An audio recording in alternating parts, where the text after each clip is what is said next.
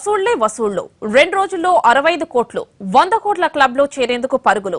ఏంటి star hero కొత్త cinema collections వివరాలు చెబుతున్నాం అనుకుంటున్నారా?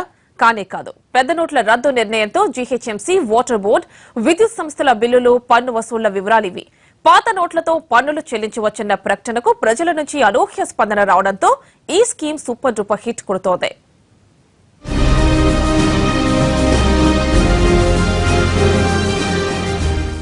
నష్టాల్లో ఉన్నాం, బాబు పన్ను కట్టండి అన్నా కనికరించలేదు.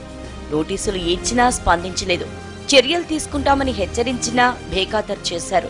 కానీ రద్దు చేసిన నోట్లతో పన్నులు కట్టొచ్చంటూ చేసిన ప్రకటనతో ప్రజలు, పలు సంస్థలు అనూహ్యంగా స్పందించారు. ఓటీలు పడి కౌంటర్ల వద్ద క్యూ లైన్లో నిల్చుని మరీ పన్నులు కడుతున్నారు. జీహెచ్ఎంసీ ఆస్తి పన్ను, ట్రేడ్ లైసెన్స్, ఖాళీ స్థలాల పన్నును రద్దు చేసిన నోట్ల ద్వారా చెల్లింపులు చేశారు. ఆస్తి పన్ను బకాయిలు 1000 కోట్లకు పైగా ఉన్నాయి. ప్రస్తుత ఆర్థిక సంవత్సరానికి సంబంధించి 100 కోట్లు ఉంటాయని అంచనా. 2 రోజుల్లో జీహెచ్ఎంసీ ఆదాయం 65 కోట్లకు పైనే.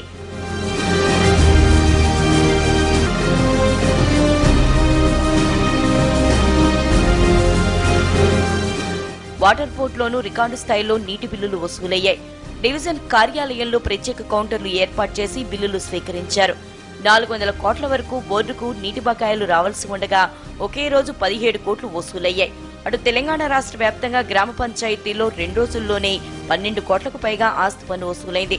పెద్ద ఎత్తున ప్రాపర్టీ ట్యాక్స్ చెల్లించేందుకు ప్రజలు బారులు తీరుతున్నారు.